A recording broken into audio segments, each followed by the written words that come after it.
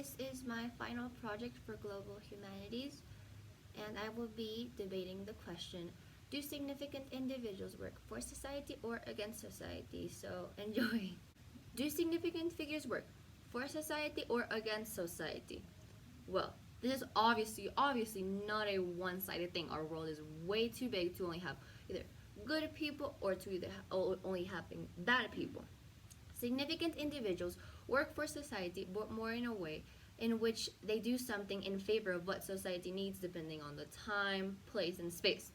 Their action, I see them more as momentary, since these people cannot consider all of the possible outcomes. Society in a different time can see these actions from another perspective, and that's when they really decide if they were against or for them. But to analyze in a way more deep manner, let's break down into terms. What or who even is society? Well, the Oxford Dictionary defines society as the aggregate of people living together in a more or less ordered community. So, in a lot more simpler words, society is a set of shared beliefs, values, and cultural ideas that make our interactions with other people a lot more pleasant, since these are ideals people in general share and agree with. Now, when defining what a significant individual is, it's not as straightforward. Let's start by knowing what makes something significant. Well, the Oxford Dictionary defines significant as something that's sufficiently great or important to be worthy of attention, noteworthy. Stephen Scienna and Charles B. Ward, writers for the Times magazine, mentioned in the article about the 100 most significant figures in history that significance can be subjective and defined according to what's required. They use statistical evidence and individuals' influence left behind to create their rank of significant individuals throughout history. So for the purpose of this task, I will work with the following.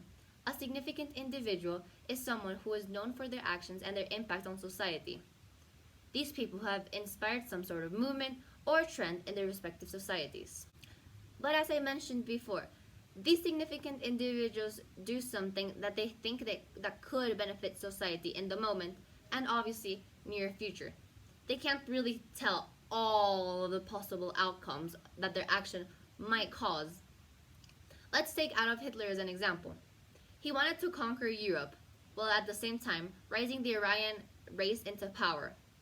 In the process of doing this, he started a war in which he committed mass genocide. His purpose was to expel the Jews from the greater German Reich. Was he working for or against society? Well, for Nazi Germany, he was working in favor to. But then, for the Jews, he was working against.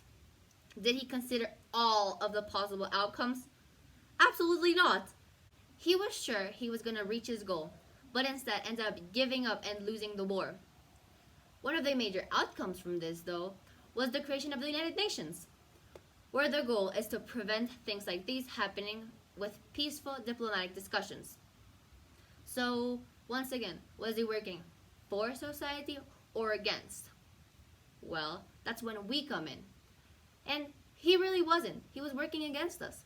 But that's because we decided he was doing that. To wrap everything up, we decide who is significant, who did good or bad, and who is worthy of remembering.